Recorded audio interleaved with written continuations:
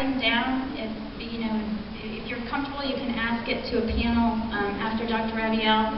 But if you're not comfortable, you can just simply flip one of us volunteers a little note card, and we'll be happy to give it to the panel and have your questions answered. So, Dr. Kathleen Rabiel is a board-certified obstetrician gynecologist in the private practice of gynecology in the Atlanta area. She graduated with a BS degree from Rensselaer? Okay. I won't go through all that, but anyway, without further ado, Dr. Kathleen Rabiel. Thank you.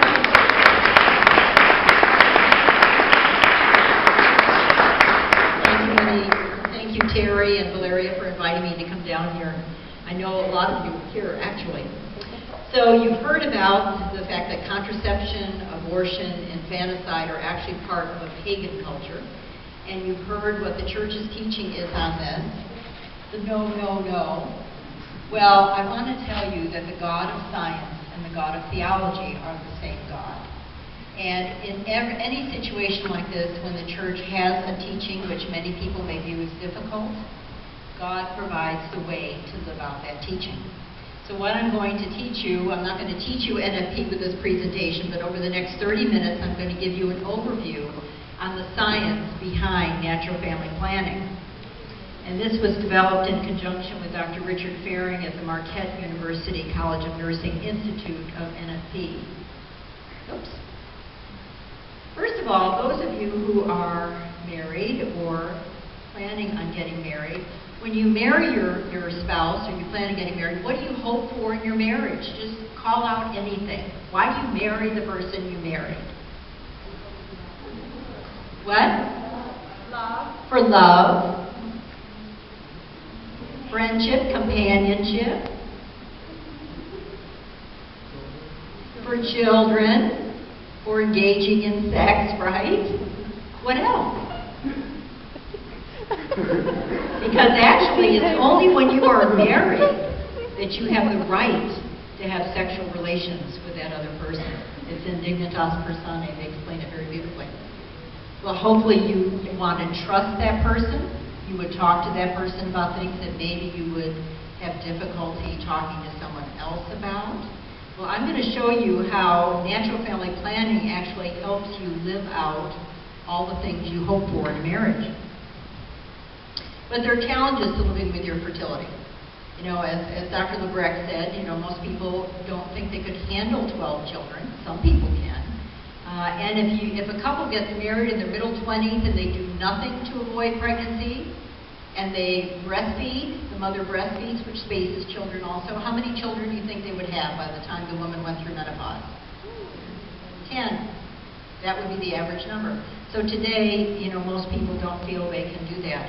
However, I was giving a talk up in North Carolina once, and an older woman came up to me, and she said to me, I need to tell you my story. She said, my husband fought in World War II, and after World War II, we got married. He was on the GI Bill. He was working part-time. I was working full-time.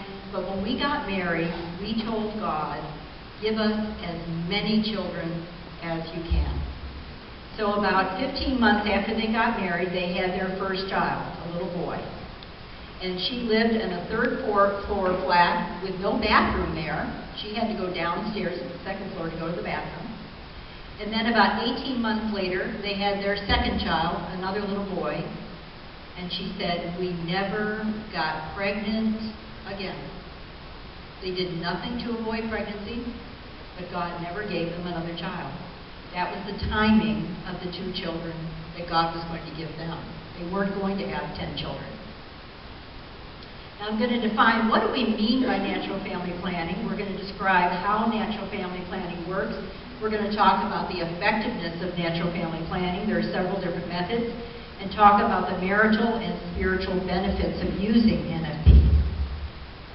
Well, natural family planning is defined as one of the methods, and there are several methods, of monitoring and interpreting a woman's natural biological markers of fertility. Because from the time a man enters puberty, he's fertile all the time. He could father a child when he's 70 years old if his wife were young enough. But women are not fertile all the time. They're fertile for a specific time during their cycle and for a specific number of years during their lives.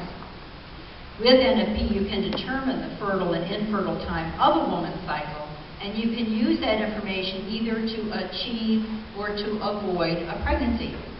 15% of couples in this country have infertility issues. NFP may be able to help them to achieve a pregnancy. The couples going through Engaged Encounter or one of the marriage prep programs automatically assume they're going to have 10 children, but they may not be able to have any children. It also means, nobody mentioned this in the discussion here, it does mean that you are abstaining from intercourse and genital contact during the fertile time of the cycle if you want to avoid pregnancy. That's actually very good for a marriage, because when you come back together again, it's like being on your honeymoon again. So a period of abstinence, which is necessary at different times in your married life anyway, when you're having a baby, if somebody's having surgery, I mean, there are a lot of different times where that has to happen. It's good for a marriage. And that helps the couple develop non-genital ways of expressing their love for each other. He loves pot roast, and you hate pot roast. But during that fertile time, you cook him the best pot roast dinner you can. You're showing your love for him. You love roses, but he doesn't like to buy you flowers. He remembers that he buys you roses during that time. So it means the couple is not using any artificial means to interfere with their fertility. We're not just talking about birth control pills, we're talking about condoms, diaphragms, IUDs, tubal ligations, vasectomy, withdrawal, all those things. So that each and every time the couple engages in the marital act, they are open to the possibility that God might create a new life, even if they think it's at a time in the cycle when God could not do that, or would not do that. Now, there are many different methods of natural family planning. The original method of NFP that was developed around 1930, when Kasi Kanubi came out, was the rhythm method. And that was based on the understanding that we only had in 1929, we didn't understand this up until then, that when a woman ovulates, puts out an egg, she gets her period 2 weeks later. It's not that you start your period and ovulate 2 weeks later. If that happened to everybody would be using natural family planning. But the day of the cycle that the woman actually ovulates varies a little bit month to month, but also varies in different women. Some women ovulate on day 24 of their cycle, some women on day 10. So there's a lot of variability in that. So an OBGYN here in the United States wrote a book called The Rhythm Method. And based on that understanding, if you kept track of your cycles for the previous 2 years and took the shortest cycle you'd had the previous 2 years, say it was 26 days, and subtract 18, that would be day 8. And so the couple would consider themselves infertile through day 8. And then take the longest cycle you'd had the previous 2 years, say it was 32 days, and subtract 10, that would be day 22. On day 22, their infertility would resume. Now, if a couple followed the rhythm method the way I just described it, and the woman had regular cycles, how effective do you think that was at avoiding pregnancy? 85%. Now, this is 1930. 1930, most couples were not using contraception. The only contraceptive methods that were available were barriers, condoms, diaphragms, and the typical pregnancy rate with barriers is 15% pregnancy rate, so 85% effective. So the original method of NFP actually competed with what was available as a contraceptive. And then in the 1930s, they made a very important discovery that when the woman ovulates, her temperature rises because of the production of progesterone by the ovary. And actually, it was a German village priest who put this into practice. He had the women, his brother was a doctor. He had the women in his parish who had a serious reason to avoid pregnancy take their basal bodies first thing in the morning, temperature every morning, and he showed that it was very effective at avoiding pregnancy. He got an honorary Doctor of Medicine degree from the University of Cologne and contributed a lot to NFP. And then around 1965 or so, after the birth control pill came out, a couple in Australia by the names of Dr. John and Lynn Billings, neither of whom were OBGYNs. Dr. John Billings was a neurologist, Dr. Lynn Billings was a pediatrician. They made the very important discovery, teaching calendar rhythm and teaching basal body temperature, and urged on by their parish priest that when a woman is getting ready to ovulate, she sees a discharge when she goes to the bathroom that tells her she's getting ready to ovulate. And they developed the ovulation method, which is taught in over 100 countries around the world to women of all different educational backgrounds. And then other groups took a combination of these observations, some calendar calculations, basal body temperature, mucus observations, and developed what are called symptothermal programs. And now we even have technology that actually measures the woman's hormones directly. So one of the programs that has been developed since the year 2000 actually uses urinary hormone monitoring. So how does NFP work? Well, women are not fertile all the time. In fact, in actuality, they are only fertile for 6 days out of their cycle. And that 6-day fertile window includes 5 days of sperm survival and 1 day of egg survival.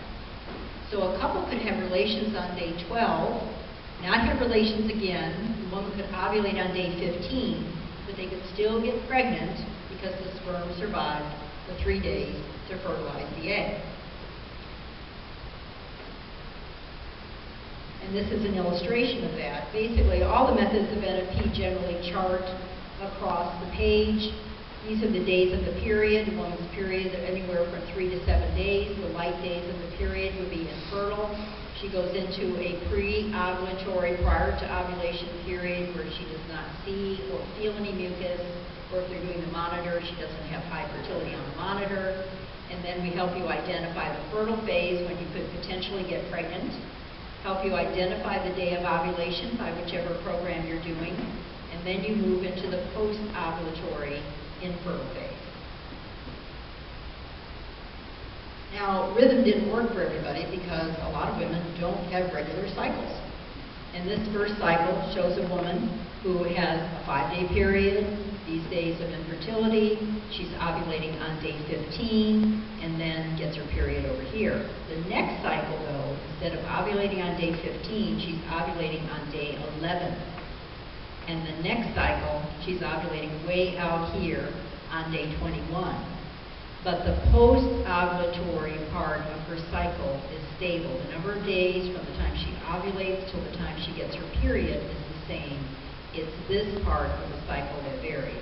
So if a woman were doing calendar rhythm, obviously she would have gotten pregnant that cycle. And this cycle, she would have gotten pregnant because she ovulated after she would have thought she was no longer fertile. Now let me just give you a little review of female anatomy and physiology. All the women's reproductive organs are within the body. This is the uterus here. There will be a test at the end. So as Monique said, be sure to take notes. This is the uterus. The uterus is made up of smooth muscle, the myometrium here. Inside the uterus is the endometrium, and that's what responds to the woman's hormones throughout the course of the month, and where a baby implants when you get pregnant, and what sheds when you get a period. Off the uterus on each side is the fallopian tube, which has a very narrow, delicate channel inside it, with little cilia that push the sperm out and push the fertilized egg back. Next to the uterus on each side is the ovary. And the cervix is down here at the opening of the uterus where we do a pap smear, and which also responds to the woman's hormones to give her that mucus discharge that she can see and feel. Now, when a little girl is born, she has 500,000 eggs in each ovary. And for some reason, at birth, a lot of those eggs die off. We don't know why. And then they go into a state of quiescence until the girl enters puberty. And then these eggs start maturing and developing every month. And it used to be simplistically taught that one egg develops every month and ovulates, but actually these eggs are maturing all the time. One of them happens to hit the right moment where all the hormonal factors at that point are going to make her ovulate. But like waves breaking up on the shore, these eggs are maturing all the time until the woman goes through menopause and she doesn't have any eggs or very few eggs left. The cervix at the opening of the uterus is what responds to the woman's hormones. Under the influence of the female hormone estrogen, the cervix makes a thin, watery, slippery type mucus, which allows sperm to live 3 to 5 days and go up. They've actually studied the sperm actually communicate with each other. and go up into the uterus and out the tube to fertilize an egg if there's an ovulation that goes on. But after ovulation, when progesterone is the dominant hormone, the mucus forms a thick plug in the cervix and sperm cannot penetrate the cervix. So over the course of the month, 5 or 6 of those eggs get recruited at a certain time in the woman's cycle, but only one of them goes on to become what we call the dominant follicle. This is the follicle with the egg in it that is going to actually ovulate. And as that follicle matures, it's producing increasing amounts of estrogen. When the follicle is fully mature, it makes a little cyst on the ovary that's about 2 centimeters in diameter. Hormonal events from the pituitary gland make that follicle rupture, ovulation occurs, and now the case that the egg was in involutes and becomes what we call the corpus luteum, now producing the female hormone progesterone. Progesterone raises the woman's body temperature, primes the uterus for a normal cycle, or prepares the uterus for successful implantation. So basically with natural family planning, we're not guessing. We are looking directly or indirectly at the woman's hormones over the course of the month. And as I teach couples NFP, they get so excited, and I think even husbands get more excited than their wives or fiancés, because they really start understanding what's going on with their cycle. And honestly, women will understand more about what's going on with their cycles than their general OBGYN will understand. I mean, I hate to say that. After going through a year of rotating internship, 4 years of residency, 2 years of fellowship, it wasn't until I learned about natural family planning that I came to understand things about women's cycles that I really did not understand before. So with NFP, we're looking at estrogen, which is made by the follicle, which causes production of the cervical mucus.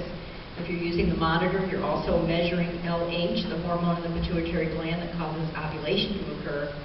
And if you're doing basal body temperature and mucus observations, you're looking at progesterone, which is made by the corpus luteum, which raises the woman's body temperature and makes the mucus symptom go away. I just want to show you briefly, this is where you really have to take notes, okay? This is the beginning of a woman's cycle, day 1 of her period, and this is the variability in her hormones over the course of the month. LH is made in the pituitary gland, and we know that that is what stimulates ovulation to occur.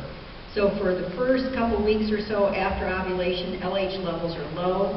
It surges to very high levels a day before the woman ovulates and then drops back down over 24 hours and remains at low levels. In the follicle now, the follicle isn't really developing at the time of her period, so estrogen and progesterone levels are low. And as the follicle matures, the estrogen levels rise, causing the mucus symptom appear, causing high fertility on the monitor. The mucus peaks the day before the woman ovulates, and that'll be with what she's seeing with the mucus symptoms, and then drops, and then it rises again a little bit before her period. Progesterone is at very low levels until the woman gets ready to ovulate, and then it starts rising and peaks a week after she ovulated. And then if she's not pregnant, the progesterone level falls, and that's what causes a period to start. Now, we have to remember men are like this all the time. But as you can see, women are like this. And so often when couples are doing NFP, and the husband sees she's over here in her cycle, he'll say, you know what, I think I'll talk to her about that next week. But you also see in OBGYN, we have to know where the woman is in her cycle to do any hormone studies because they vary day to day and week to week. So the signs of fertility that we look at now with NFP are, we still do use calendar formulas, we use basal body temperature, we use mucus observations, and we also measure women's hormones directly. All the different methods tell the couple the beginning of their fertility because that's critical. You don't know until you actually ovulate how many days you're going to have, and sperm survive how long? 5 days. So you want to know the beginning of your fertility. So that's defined by the presence of cervical mucus or high readings on the fertility monitor, or the shortest cycle you've had the previous 2 years. We don't use 18 days anymore, we use 20 days or day 8. Your peak fertility is going to be the days that you're most likely to get pregnant, but you can get pregnant any day that you have mucus or high fertility. So when the woman is having the clear, stretchy, slippery mucus, she's most likely ovulating around that time, also around the point of the rise in basal body temperature and the peak of the LH hormone with the monitor. And then there's a count of 3 after all these signs, because ovulation could occur even during that 3-day period after you see those peak signs. Or you use a calendar calculation, the longest cycle minus 10 days, or day 19. This is what a basal body temperature chart looks like in a woman who's ovulating and tracking her temperature. This would be the first day of her period. She's taking her temperature the same time every morning before she gets out of bed. There's some variability in temperature anyway. Use a good digital thermometer. And then around the time of ovulation, there may be a little dip, but then the temperature rises and stays up for 10, 12, 14 days. And then it will fall either at the beginning of the period or right before the period begins, what we call a biphasic shift. The Marquette program uses the Clear Blue monitor. Now, you can't go buy the Clear Blue monitor and just use it alone for NFP, because this monitor was developed by Unipath in England for infertility. And everybody that I see with infertility, I suggest they do LH testing or buy the monitor. This shows day 3 of the moon cycle. You can't see it so well, but she's checked her urine. Well, she wouldn't check her urine on day 3, but the monitor is automatically showing 1 bar, so it's a day of low fertility. She did check her urine on this day, day 12, and it shows 2 bars, so that's a day she has a high probability of getting pregnant. And day 15, all 3 bars are filled in with a little egg at the top. That's her peak fertility. So it's the day of the LH surge or the day of ovulation.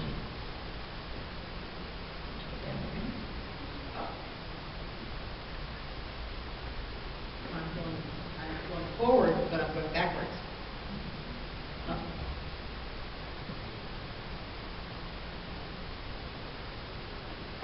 Can you advance me up to where I was? You may have to advance me.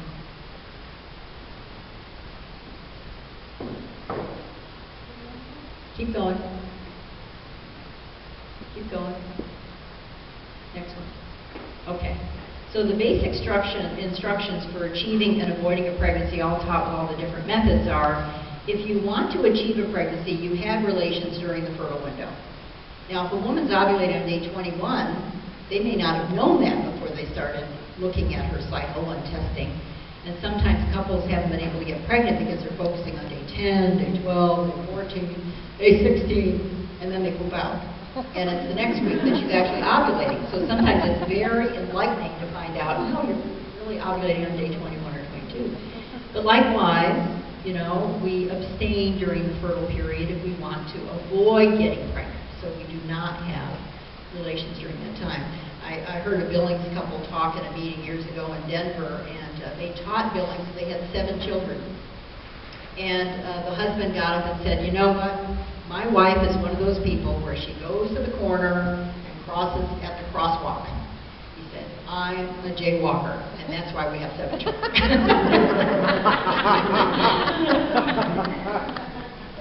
In other words, they knew they were fertile and decided to use that day to get pregnant. Okay, so how effective is NFP? Is it only 85% effective like rhythm? Whenever we're talking about NFP or methods of contraception, there are 2 terms. Perfect use means that you do everything the right way, but you get pregnant anyway. Typical use is, you did start jaywalking. You know, you didn't really learn a method, you tried to teach it yourself, or you started cutting corners, using days of fertility, you stopped charting, things like that. Whenever a patient comes in and she tells me, oh no, we know when we're fertile, we're not charting anymore, I say, okay, you're ready for another baby, right? So this is a summary of several methods of NFP and how effective they are. The World Health Organization actually did a study on the Billings program in 1981. As you know, the World Health Organization is not a religious group. And they found 97% perfect use with the Billings program, 78% typical use. This was another study on the Billings program done in India in 1996. These are published studies.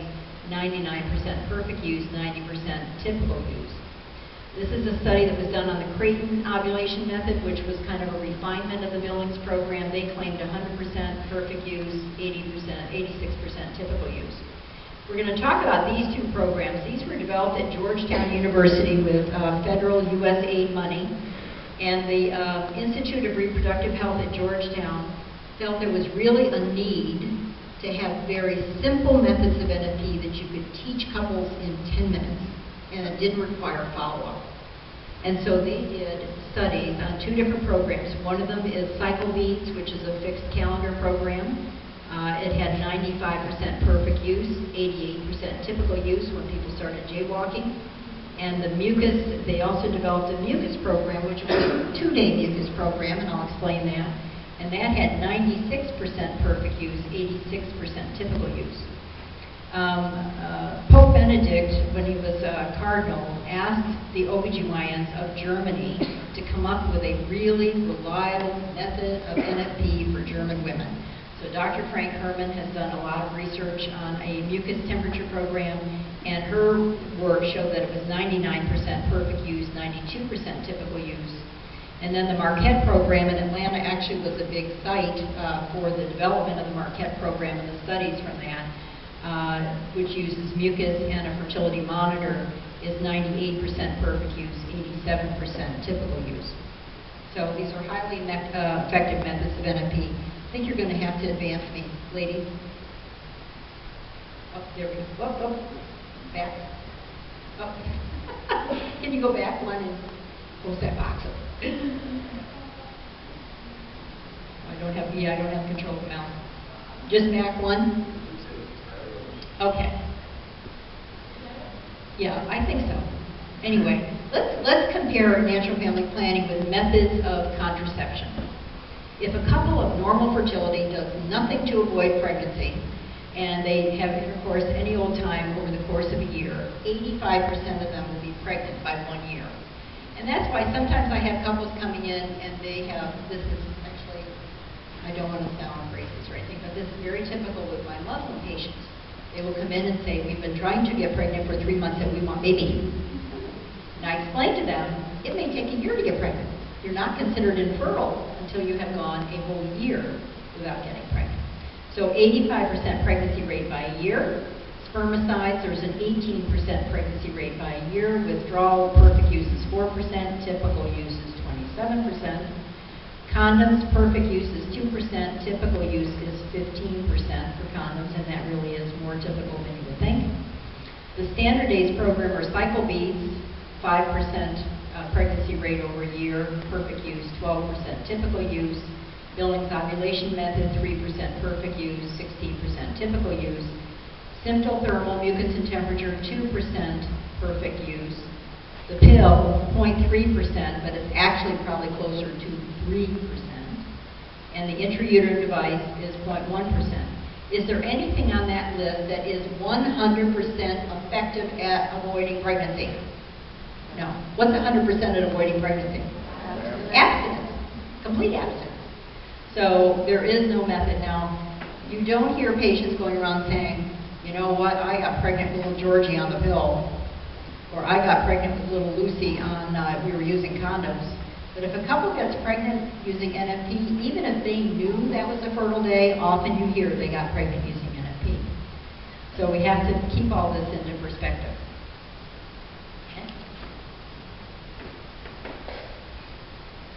So with accurate charting, making accurate observations, consistently using the method, and we get husbands involved with the charting, because really this is a couple thing. This isn't just the wife's responsibility. Then, and they can cooperate together. Then NFP, perfect use, is close to 98% effective. Next. Okay, let me just run through some classic methods of NFP, because actually we have teachers of several programs here tonight. This is the Billings ovulation method, and these are several medical studies that were published by them, as you can see in mainstream medical journals. Perfect use, 99 to 100%, typical use, 89 to 99%, depending on the study that you look at. Next. The Creighton model out of Omaha, Nebraska is kind of a refinement of the Billings program. I went through the Creighton program back in 1996 because the advantage of this is Dr. Hilgers has a program for physicians, PAs, nurse practitioners, people who are caring for women, to show them how they can manage female problems without birth control pills. Because today, birth control pills are the modern snake oil. Whatever ails a woman, the treatment is going to be birth control pills. Even if she's had a stroke, even if she's had a heart attack, even if she has some other contraindication to being on birth control pills, the treatment's going to be birth control pills, and usually the doctor cannot come up with another treatment. But there's always another way to treat a problem. Next. This is a couple to couple league, which you have a representative couple here. They teach basal body temperature, cervical mucus, and calendar formulas. Northwest is also a symptothermal program. Perfect use is 99%, typical use is 85 to 94%. Next. Now we're going to talk about some new methods of NFP. This is the standard days method that was developed at Georgetown. It's in English and Spanish, and I think also Vietnamese. And basically, they looked at what was an acceptable pregnancy rate for women with regular cycles. So this is only applicable for women if their periods come every 26 to 32 days, from the first day of one till the last day before the next period begins.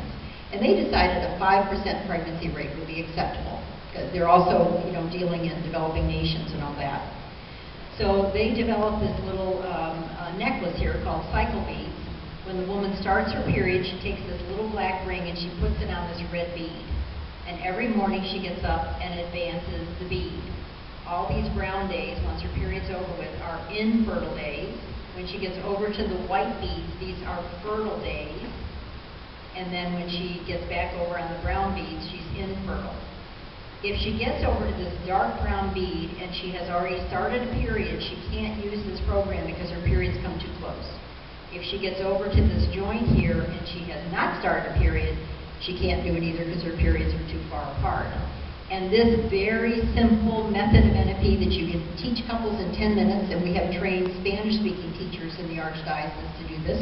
There's a woman in my parish going all over teaching Spanish couples and recruiting other teachers, because the teachers can be trained online with the Institute of Reproductive Health.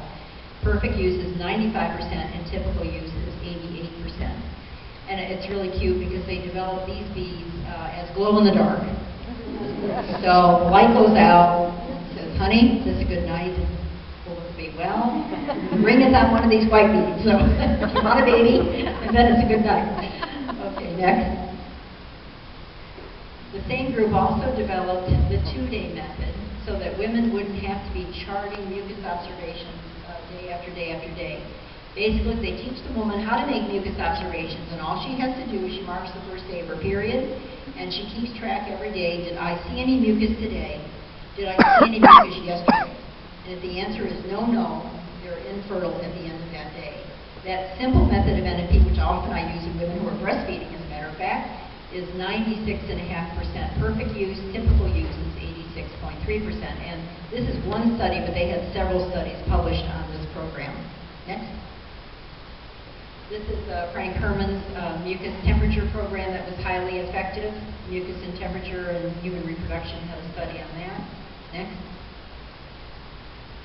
This is the Marquette program that uses the fertility monitor. They've had about 7 studies published, and you can see Atlanta was a big part of all those studies. They now have an online teacher training program. This program answered what Pope Paul VI asked for in Humanae Vitae, which was that doctors and healthcare personnel come up with more effective methods of NFP. So Dr. Ferring just has nurses and doctors teaching this program, and perfect use is 98 to 100%. Typical use was 86 to 93%. Next. Okay, we're just going to finish up a little bit on marriage and the family. Next. Well, as we know, what the Church teaches us is that marriage is a sacrament. I mean, Jesus elevated marriage to a sacrament at the wedding feast of Cana. His first miracle was at the wedding feast of Cana. So marriage is a sign of God's presence in the world, which is why marriage is under such attack. And it's why the Catholic Church and its teachings on marriage are under such attack. It's also a source of grace for the couple.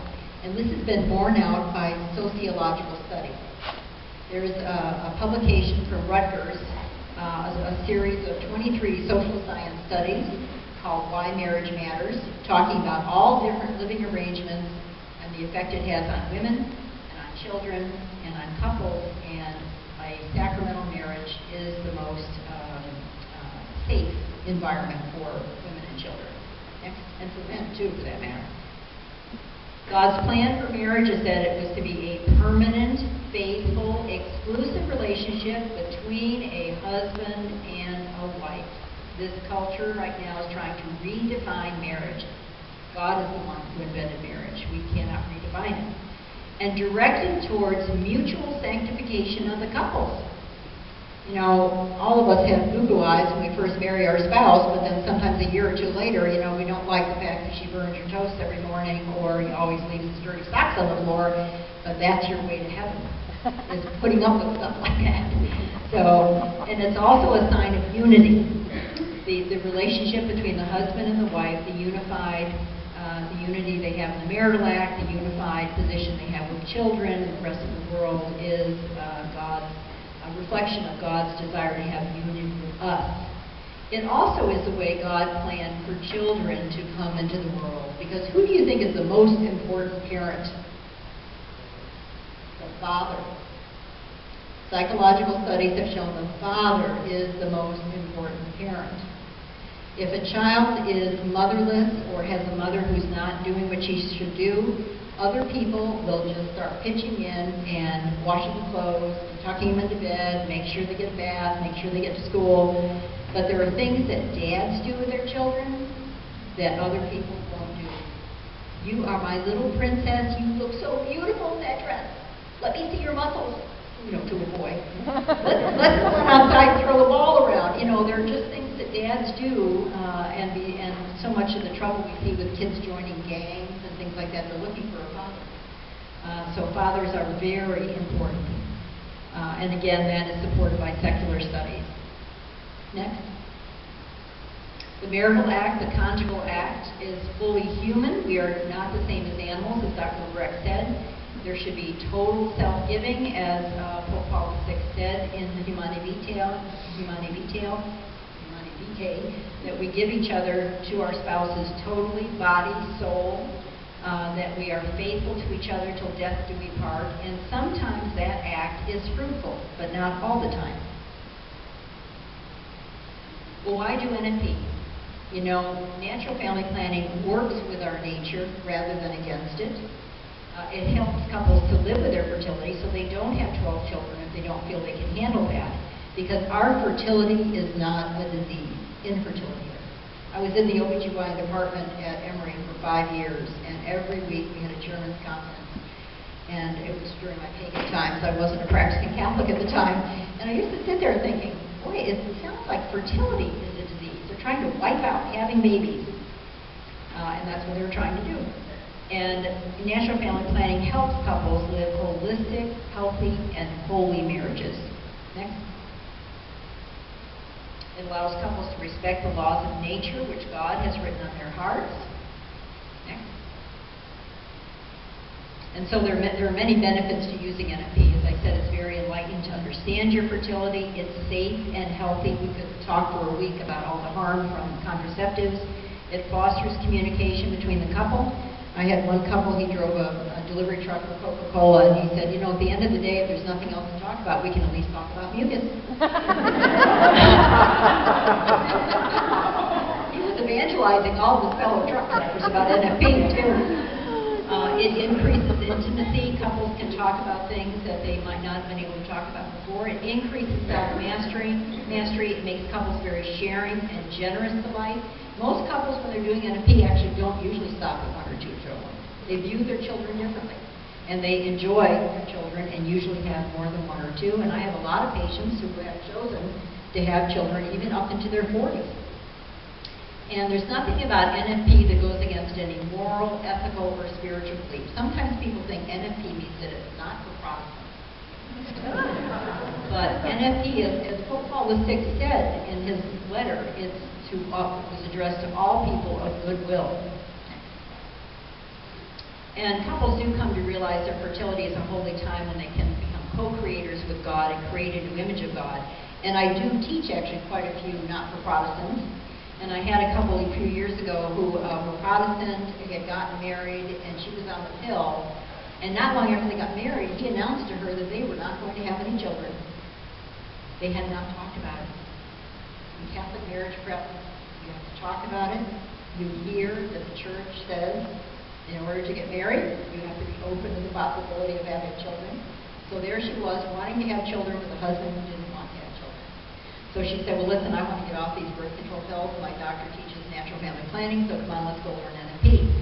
So they learned NFP, and after about 6 months in the program, he told me about this, that they weren't going to have children. But he said, now I'm looking at her cycle, and, maybe we will have children down the road.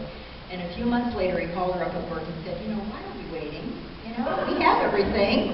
Let's go ahead and start a family. So they have, not these children, but they have 2 beautiful children that they wouldn't have had if she had just stayed on the pill. Next. And couples who regulate their fertility by living NFP grow in their personal dignity and enjoy deepening of their conjugal love. And the Billings said that natural family planning strengthens conjugal love. It helps to establish families in peace and security. There's a trust between the husband and the wife that I can tell you does not exist in contraceptive families. So we should grow in God's love.